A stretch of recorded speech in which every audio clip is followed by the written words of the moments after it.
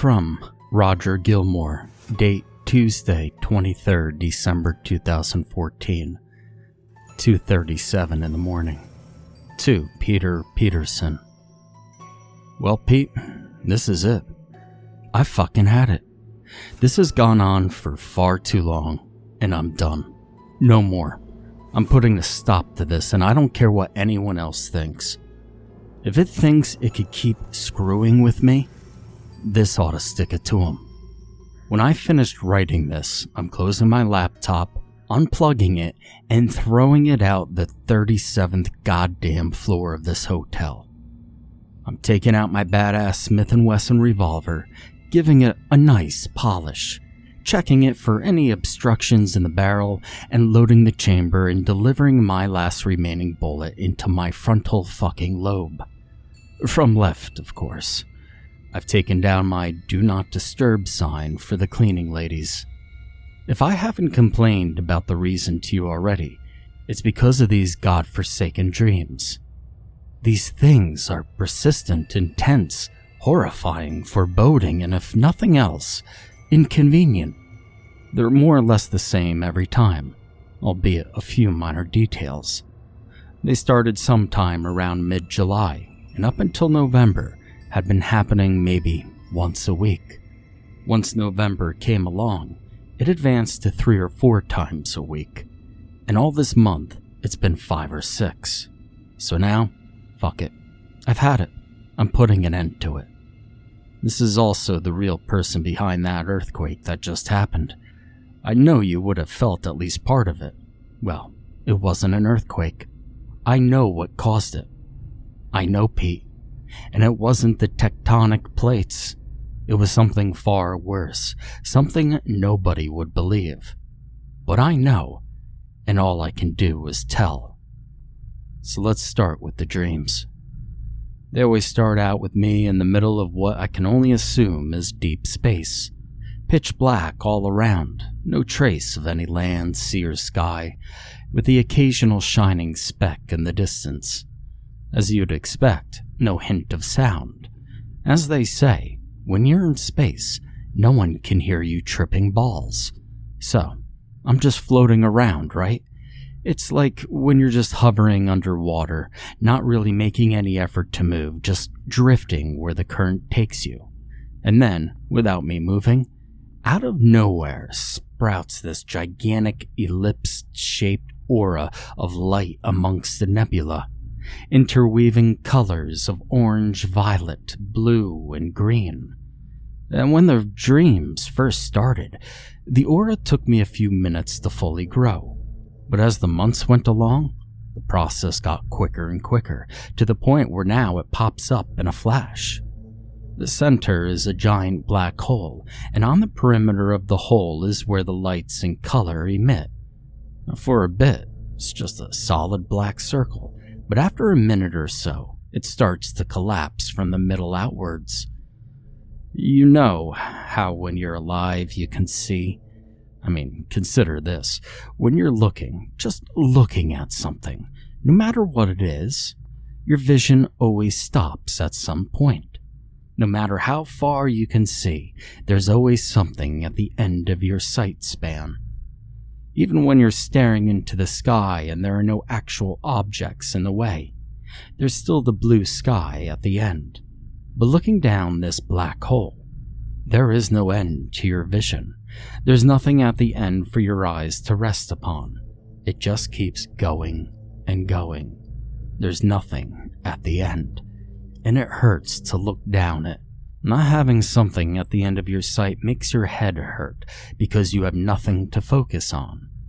It makes me feel unbelievably small and insignificant, just being at the forefront of basically infinity. So then, the hole starts dragging me in, and I always get pulled in feet first. I don't know why that's the case. It's really like going down a water slide backwards, except for there's nothing actually physical to slide down. So I'd be plummeting down into the cosmic abyss, that sinking gut feeling you get making its way in. That'd go on for differing amounts of time per dream, until the dark space fades to sky blue. A blazingly warm yellow light washes in, and I hit a solid surface with an impact that would normally be of bone-shattering standards. But my brain is in my favor regarding minor details like that. And so I get up, I dust myself off, marvel at how the impact did not shatter a single bone, and I examine my surroundings. I've landed in a desert. The desert doesn't quite match the ones in our world. This desert sand is metallic in color, a blend of gold, copper, and bronze, and even though it's fully sunny out, there are 2 gigantic moons on the horizon. These moons are weirdly beautiful in a way. One is a bit closer than the other, and they are only illuminated around the edge. These moons are not part of anything in our solar system. I looked it up, and nothing in the local library, nor on the internet, matches these 2 moons even marginally. They're similar to the black hole, in that awe-inducing scale of them that makes you feel so obsolete and insignificant. And so I start walking. The direction I go is different in each dream. I could be walking for minutes or hours. I mean, what else was I going to do? Sometimes I just go straight. Other time I take a turn or two, trudging through this otherworldly metallic sand.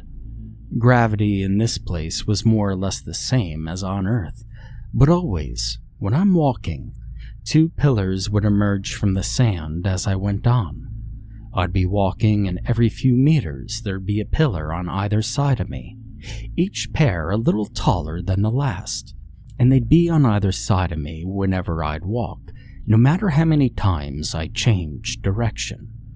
They were already there, everywhere I went, like my path had already been determined. But they were always there.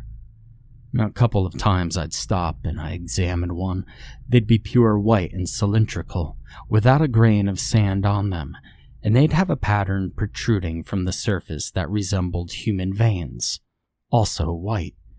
I examined these things a few times. There appears no sign of any crack or seam, and they look to be porcelain or marble or something like that. What's really weird is what would happen if I tried to touch them. Now, you know how sometimes if you're watching a 3D movie and you reach out with your hand and try to touch the stuff coming out at you? When you go to touch it, and it looks like the thing on screen is close enough to touch, but your hand just kind of moves through it and in front of it at the same time. And while you're doing that, nothing happens to the picture.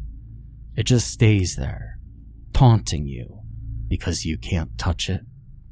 That's what trying to touch these pillars were like. I could never make any physical contact with them, even though I was so close to them.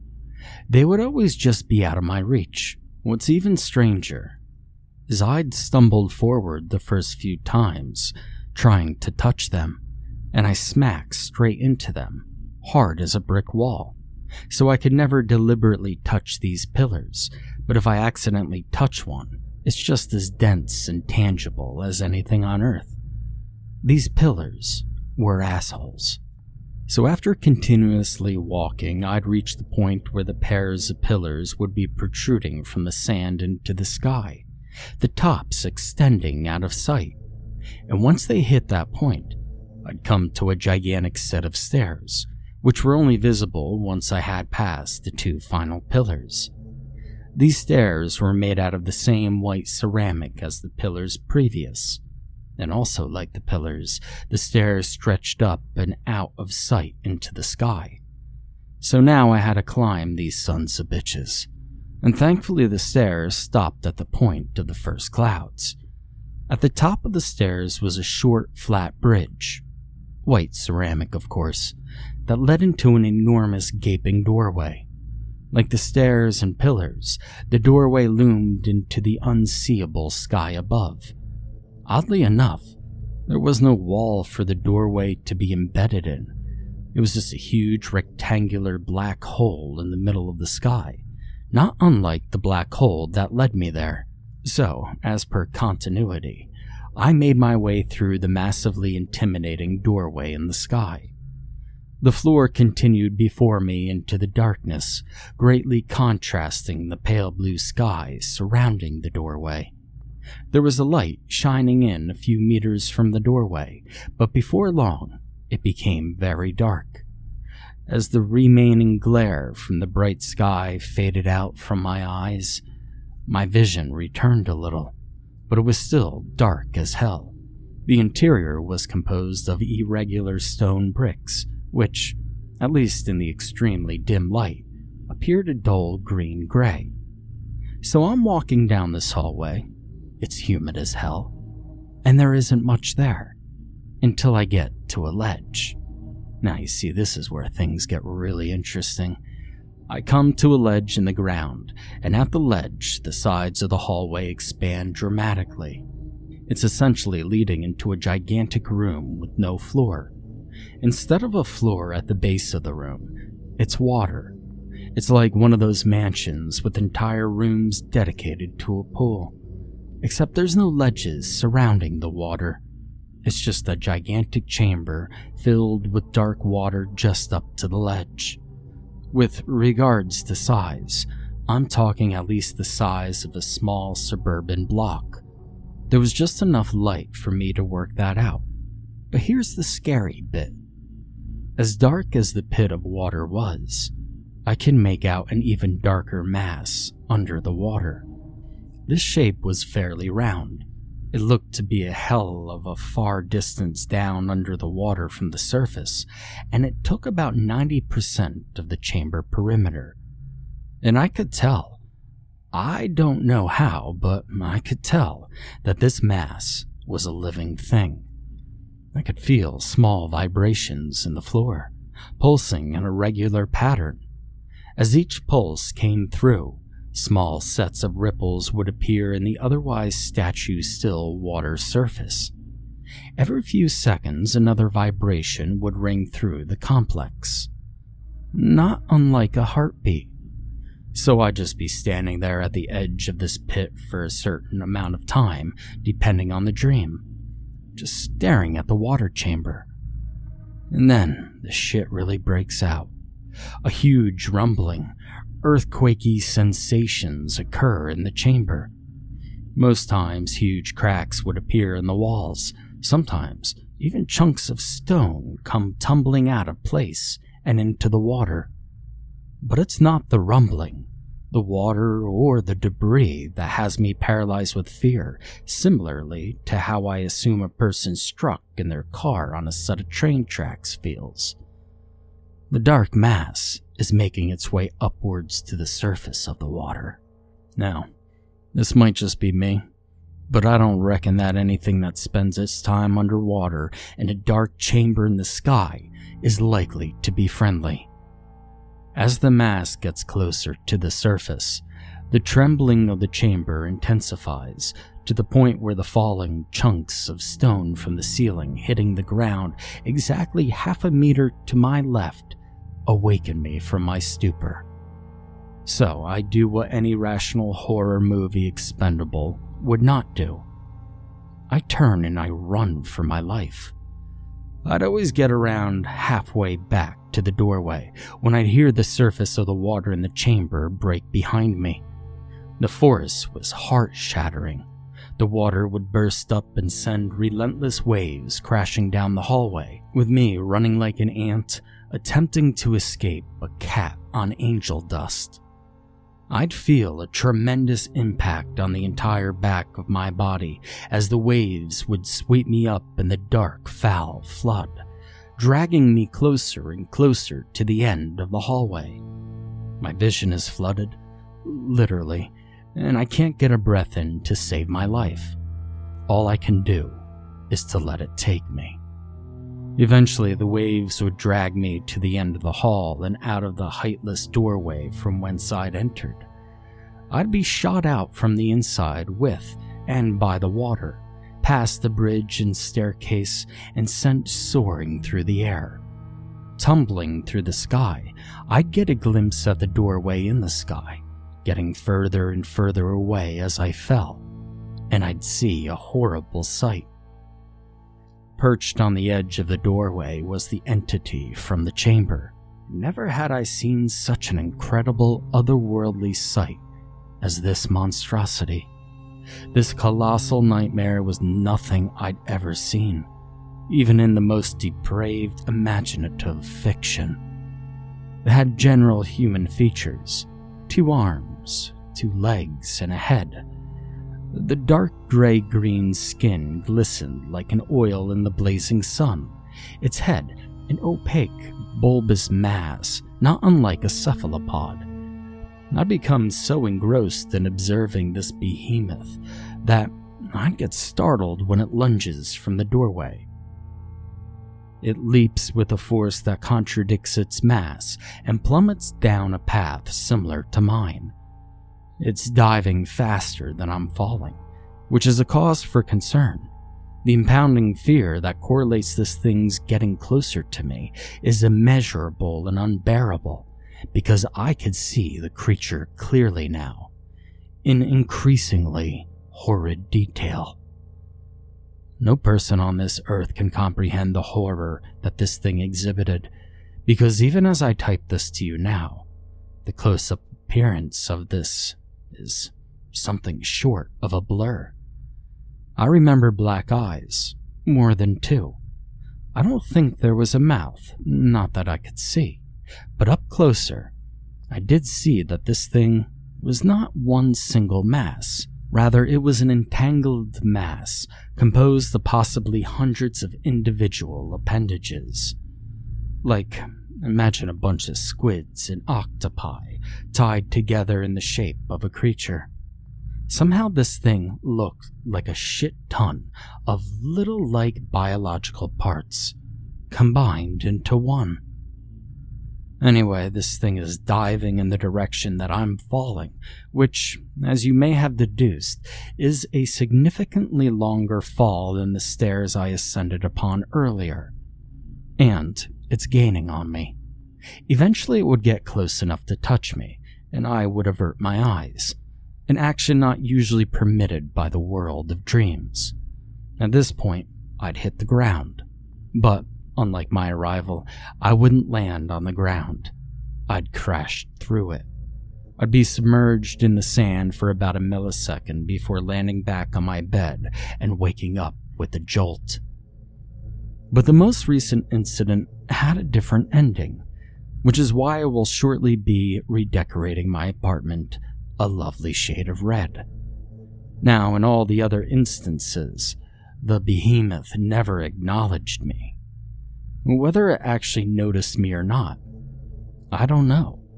But in tonight's dream, it fucking saw me. In tonight's dream, I was a little more to the left of the Colossus during the fall. Its eyes flickered over to me, even though there was no pupil in this particular eye. It moved, facing me during the fall. You know that feeling when you're trying to sneak past someone you're trying to avoid because they're after you, and then they catch you? 50 times that is what exploded within me when that eye shifted in my direction. All the other times, it's just been like I've been observing what's going on in this godforsaken place, rolling along with it, going wherever events took me. But this time, my presence had an effect. The thing noticed me. Then it touched me. It reached out and touched me with one of its disgusting appendages. One of its countless segments unraveled from the rest of it, came over to me, mid-fall, and brushed against my chest as if to confirm that what it was seeing was there. You know, I think the fact that I was there, visually and physically, came as a surprise to it. That an outsider had somehow come to its realm and interacted with the environment. It might have even been amused. But as bad as that was, the following occurrence is still unimaginable to me, and it happened half an hour ago, and this is the reason I'm offing myself momentarily. The dream didn't end when I hit the ground. Before making it to the ground, The appendage took a hold of me, tightened across my chest, dragging me down with it. We'd crash through the sand and end up back in the open space I started in. So now this monstrosity is speeding through space, dragging me with it. Then, from out of the plethora of stars, one small dot appears, and it's getting bigger, like we're getting closer. The green patches that start becoming apparent on this blue dot makes my stomach drop. This ungodly thing was hurtling towards Earth. The now doomed Earth is getting closer and closer, faster and faster, and as we pass through the outer atmosphere, the surface of Earth is coming up to meet us, and just as we collide with the planet, there's a thunderous crash. Everything is black, and I woke up to an earthquake. Pete, I woke up from that dream at 2:02 a.m. That was about 35 minutes ago. That's the exact same time as the earthquake that just struck us. Now, I don't know exactly whereabouts on Earth the thing and I crashed, but we just felt an impact in reality. And at the same time, it crashed into the ground in my dream. That thing is here. If you turn on to Channel 7 right now, you'll see the news people gathered around the source of the earthquake. And I guarantee that before long, you'll see something emerging from the ground. By then, there'll be nothing anyone can do to stop it. Something like that really cannot be stopped. But I guess it's too late now anyway. No army in the world could take it on. No government official can attempt to communicate with it. And none of our scientists could possibly hope to understand it. The dreams tried to warn me, and that's why I was having the same dream all the time. Something was trying to show me what was coming. Some kind of higher intelligence was sending me to that realm to warn me.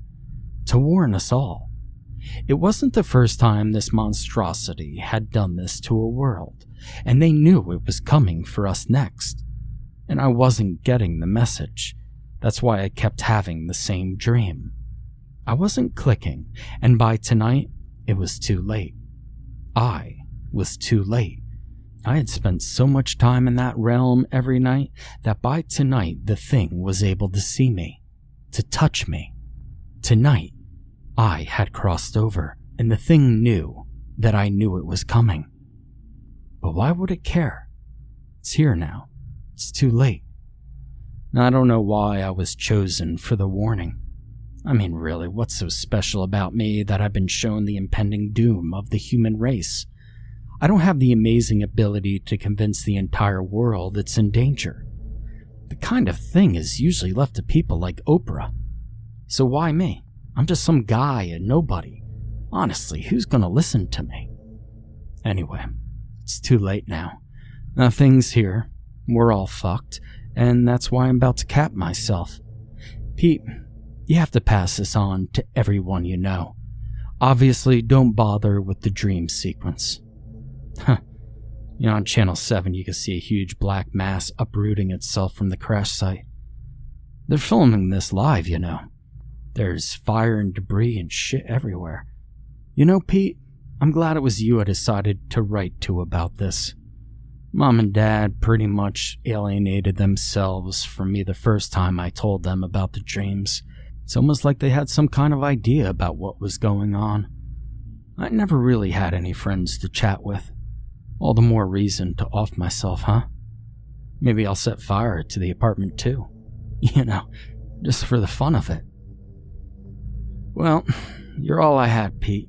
And if you'd pass on my message to as many people as possible, I sure would appreciate it. Thanks, Pete. I'll be seeing you.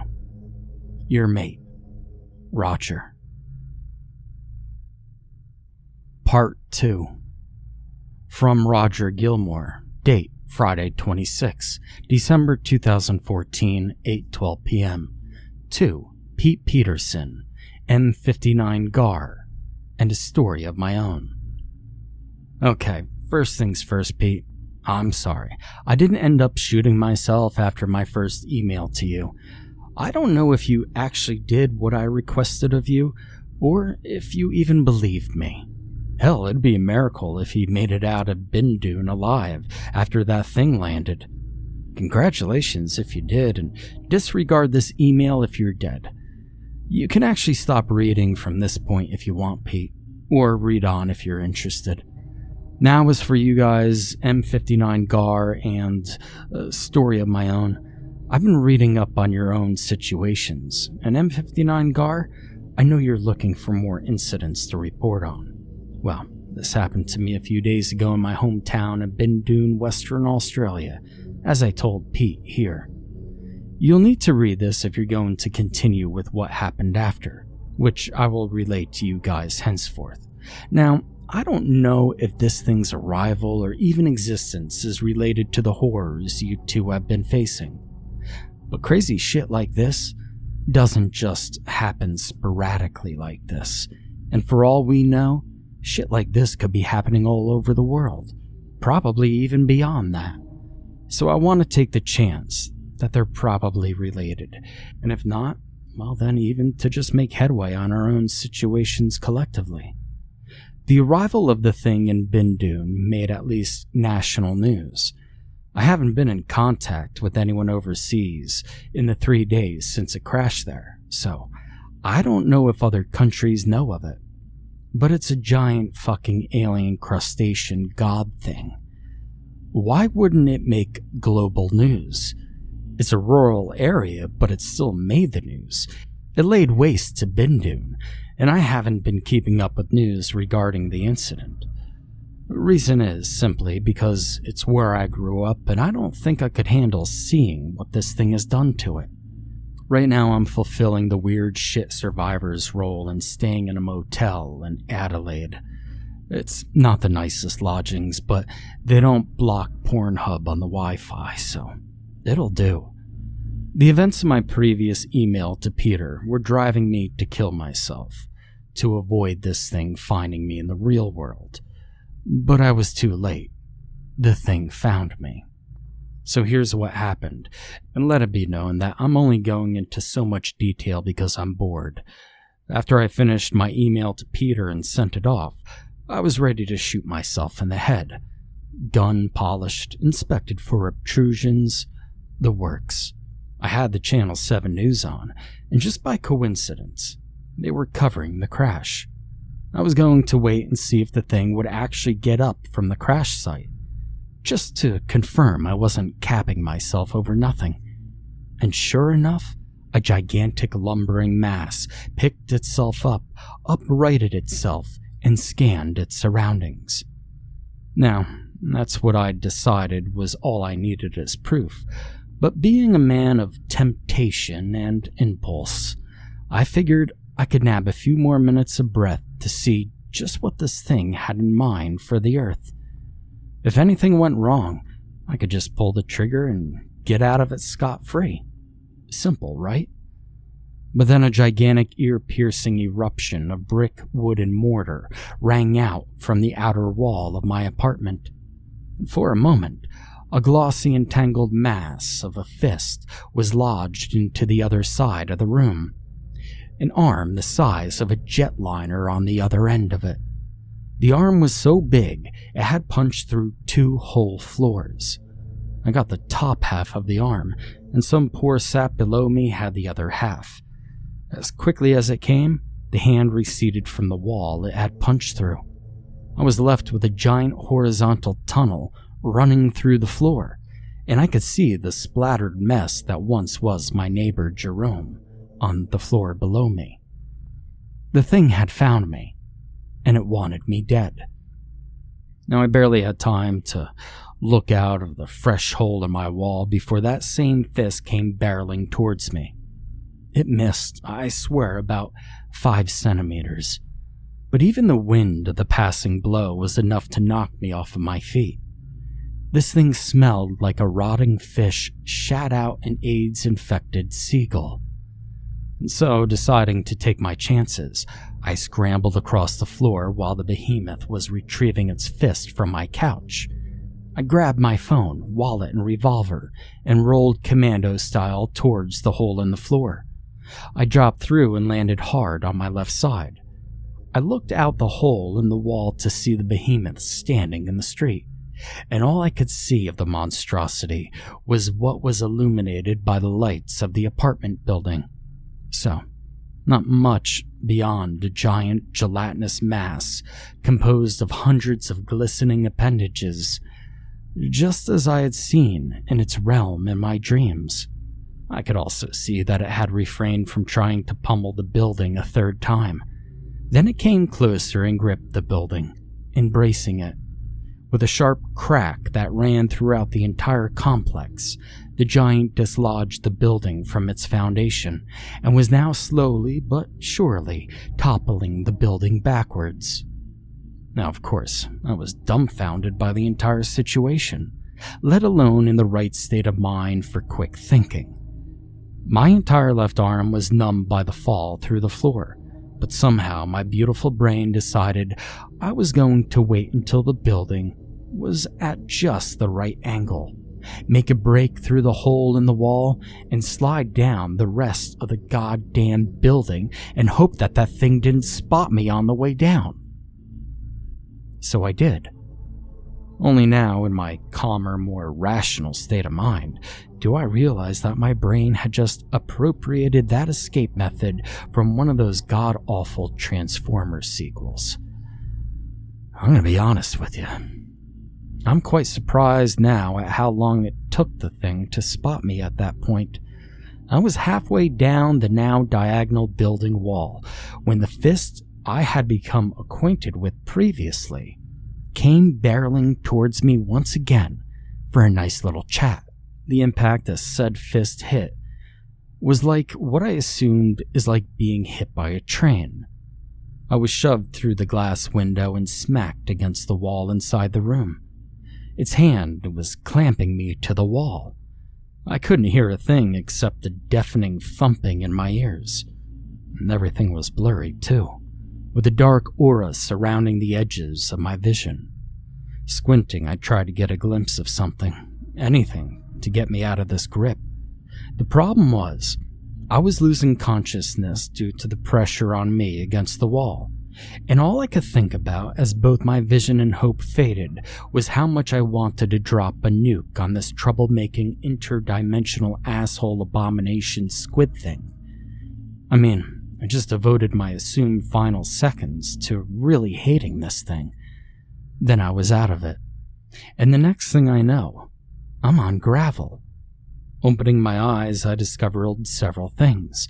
I was bleeding significantly from somewhere on my head, and it was leaking over my left eye. I was laying on my left side, my left shoulder now screaming with pain alongside my head. The apartment building was slumped up against another building, broken in the middle and unhinged from its foundation. Leaning against that was the creature. My vision obscured yet again. I could still distinctly make out a translucent liquid pouring from its head region. It was holding an open wound, a huge chunk taken out of its cranium.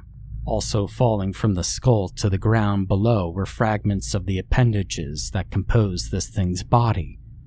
They fell to the ground with wet smacks, flailing like a lizard's tail when separated from the rest of the lizard.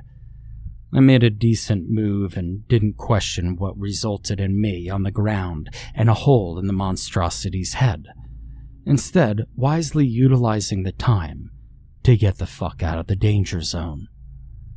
Digging the keys out of my wallet, I ran over to my bike, pushed through the stench, and dragged off one of the oily, rotten tentacles off of the seat, and started the engine. And from behind me came a metallic creaking. The Behemoth was recuperating, and with a sickly stretching, popping type noise, sealed up the huge hole in its head. Not concerning myself with what a bullshit move that was on its part, I sped off down the Great Northern Highway, away from Bindoon and towards Adelaide. Since I fled the town and the entire state's been blocked off, I've been staying at a hotel in Adelaide, The town's name I won't be disclosing, at least not until further notice. I will now present my current thoughts and observations on my situation, as well as you guys. Number 1. What happened in between me passing out and me being on the road and the monster incapacitated? I have a theory, but even now it hasn't really got any solid proof, but I guess it's fun to imagine. I blew the thing's head up. I mean, the last thing I was thinking about before I lost consciousness, how much I, and I quote, wanted to drop a nuke on this thing. Perhaps somehow these thoughts manifested into a single action, an action that ended up blowing a hole in the Behemoth's head, which leads on to theory 2, a much deeper and frightening theory. Number 2, I brought the thing into our world. I'll start at the beginning of what I think. Again, only an idea. It happened during the events of my email to Peter. The thing summoned me to its realm somehow, and it could only do that when I was asleep. It knew that I could have some kind of ability to bring things from other realms to ours. It had tried over and over and over again to get me to get there, and only succeeded in my final dream. I think I figured out that I needed to be in a state of life-threatening fear, because that's the state I was in when it was suffocating me in the building. I think it figured out that it needed to scare me in order to get me to unwillingly transport it to our realm, which is why, on the successful attempt, it grabbed me on its way down. It needed me to have fear for my life for it to work, which is also what happened when it had me pinned in the building. My life was in danger, so my subconsciousness defended me by attacking the thing. You see, that's why it was trying to kill me, because it knows I'm the only one that can hurt it. Ever since I first started having the dreams, I had thought that some otherworldly force had brought me there to warn everyone that the thing was coming. But I now realize that it was the thing itself that had brought me there, so it could get here. You may realize that I'm discovering most of this as I type. But now, as for what to do from here, I think, well, if my theory is true, that I have a way to bring this thing down. This is why I still haven't put myself in the ground. The same way I unwillingly knocked a chunk out of its skull. I may be able to kill it in a similar fashion. I just need to wait for the right opportunity. I can't do it now simply because I haven't figured this ability out properly, nor have I figured out if that actually is what happened. Nor have I figured out if I'm actually just insane right now.